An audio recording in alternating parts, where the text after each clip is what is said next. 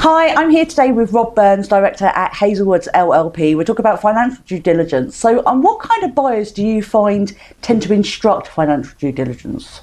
It varies. Okay. I think, typically the more well-established groups that are backed would insist on having that done.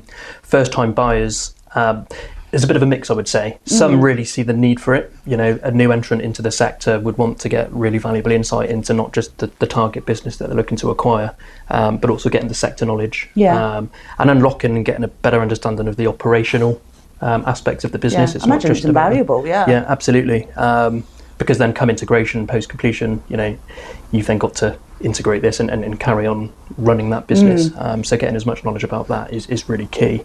Notwithstanding the fact that, financial due diligence, it isn't a legal requirement. No. Businesses don't have to have FDD. There is a cost to it. And a lot of clients that we work for, they really do see the value in that, and the value that gives them for post-completion is really invaluable. It's that peace of mind aspect. You know exactly what you're buying.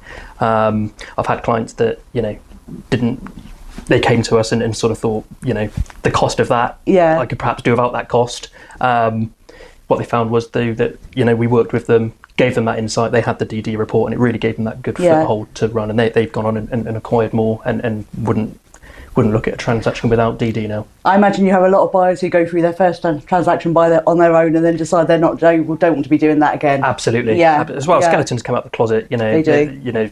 Whether it's around staffing structure, occupancy levels, and not really having a good understanding of that, and actually realising that occupancy is on a downward trend, could cause lots of problems later. I guess on the flip side of that, the more sort of sophisticated buyers, if you want to call them that, the sort of private equity backed groups.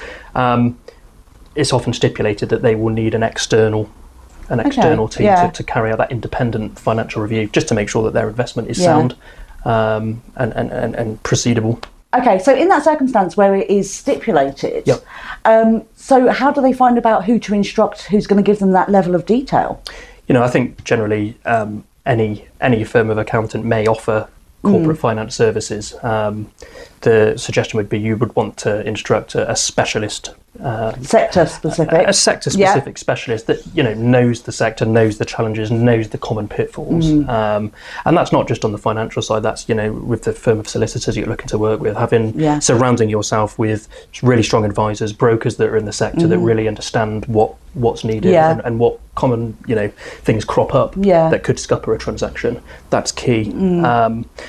Like I say, you could have an in-house M&A team that carries out an element of that diligence, which is then reviewed by an independent person. So there's a lot of options there, but I would strongly recommend having a sector specialist. Without a doubt. I often say that if you instruct someone who's not a sector specialist, all you're doing is paying for them to learn about the sector. Exactly. So it's a false economy. Absolutely. So I hope you found that useful. If you have any questions, please do drop them in the comments below, and hopefully we'll speak to you again soon.